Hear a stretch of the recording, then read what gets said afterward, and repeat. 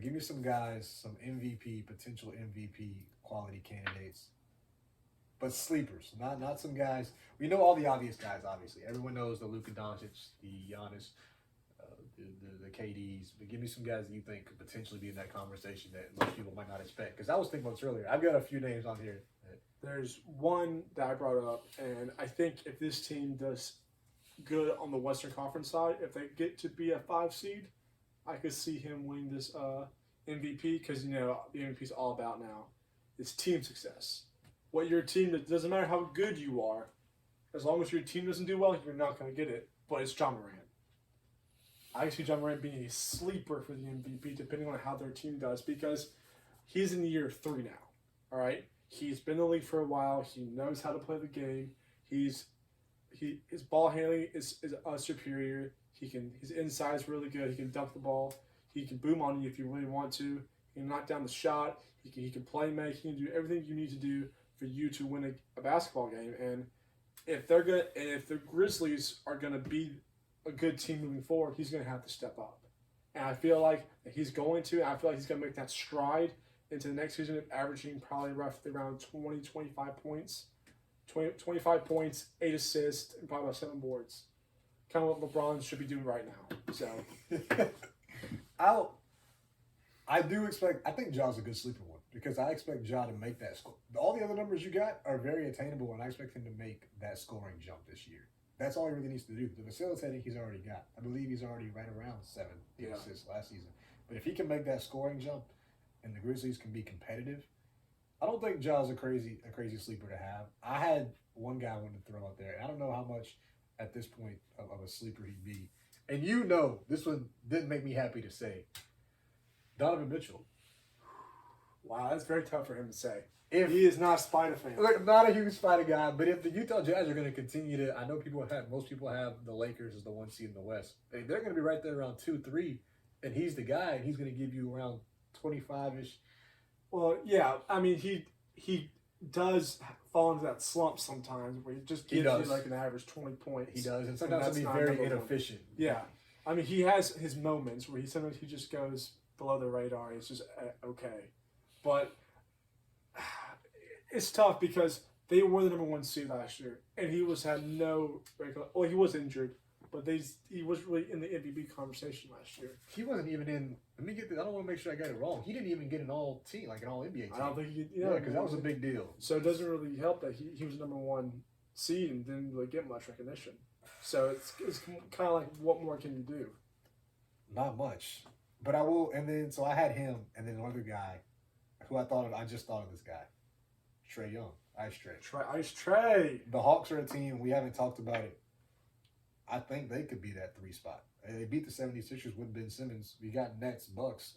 I know we got a lot of teams. Here's the issue, but you have a lot of people. You do, but Trey is clearly the guy. No, he's clearly the dude, but I'm saying, like, is his minutes going to be, like, depleted? Because he's got Lou Will. And Reef. He's got Reef now.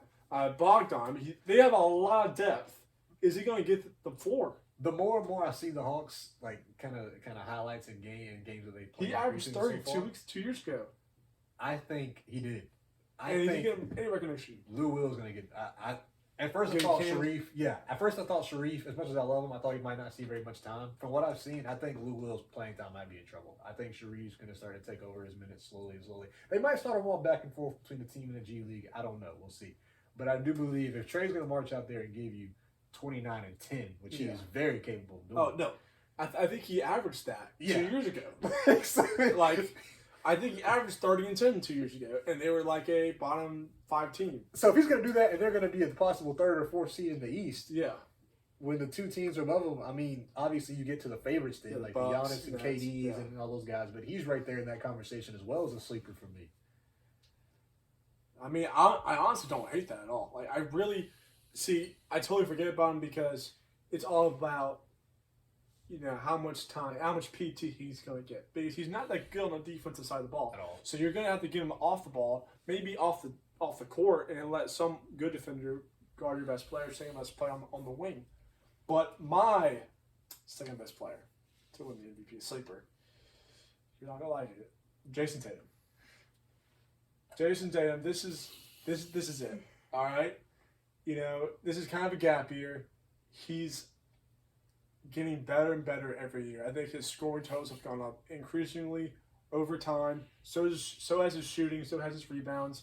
He is going to make a push for that MVP. I believe he's going to give you 27 points, 8 rebounds, and possibly 4 assists. And right there. And if they can get to that top 5 seed in the East, how is he not going to be in that conversation? Here's my only problem with that. I need to see the MVP favorites because I don't know how much of a sleeper he'd be. I think he was a sleeper originally. He's not one of the big name guys, but I've heard a lot of people start to mention JT can win the MVP, and I don't think it's crazy. No, it's not because he's one of the best scorers in the game, and he's obviously the guy out there in Boston. He can get you 50 easily and lost, but give you 50. So I can see JT. 50. I can see Tatum. I can see JT. I really could. And then my third one.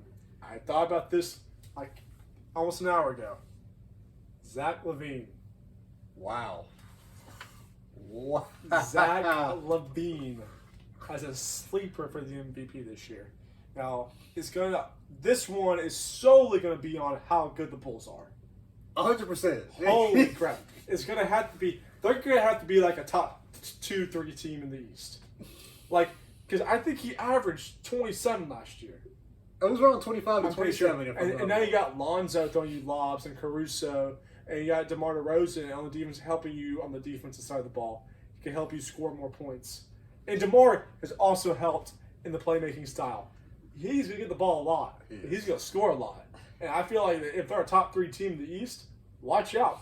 Zach LaVine is going to be an MVP sleeper. The Bulls got to be the most anticipated team to watch going into this NBA season. 100%. And now, obviously, him and I have both said, well, if they're a top 3 team or top 3 team, that's because the MVP has solely been on your team, how good your team is. I think you got to be, and I was talking to somebody about this actually on Twitter the other day, and we were talking about Luka, who's not a sleeper, he's a favorite, obviously, but I was saying I could see him being right there because, and obviously most people could, but I think the Mavericks will be around a 4 or 5, and the person actually said, I don't think that's high enough. 5, I'd agree. I don't think the 5 seed's high enough to do it. But I think 4 seed is, depending on the season you have, maybe that's kind of the bottom. Because people wanted to, Steph came in 3rd place and didn't make the playoffs. Steph had his greatest season ever, and he finished 3rd. Yeah. Because his team didn't make the playoffs. If the Warriors, I'll say this, not to get too off topic, but if that Warriors team is a 6, do you think Steph wins the MVP? If they're a 6 seed, it might go 50-50. That's what I'm saying. It might go 50-50 because it's just stuff like that is just so hard because the roster. It's roster, and you gotta take it into some account, I guess, because Trey Young could have easily won it 2 years ago. Yeah, 30 and 11. Just going off the numbers. 30 and 10 is insane, but that's what's tough about the NBA MVP because the MLB is not like that at all. It's just whoever's the best player, period, gets it. Doesn't matter how good your team is, you win it.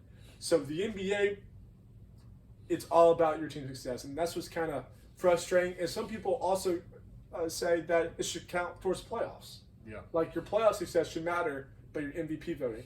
And to me, that's just a little crazy. Now, obviously, if you're talking about team success, then yes, playoff success should be a part of that. But I don't think it should be. I don't think the team success should be the main factor. But it seems like it is. Yeah. So and I do to LaVine. That's a good sleeper because I think Lonzo actually helped him out a ton too. He had the ball in his hands in Chicago so much last year. Yeah. Both Lonzo and Caruso will kind of take over that and be able to get him in good spots to score. So I like that. That's what I didn't even think.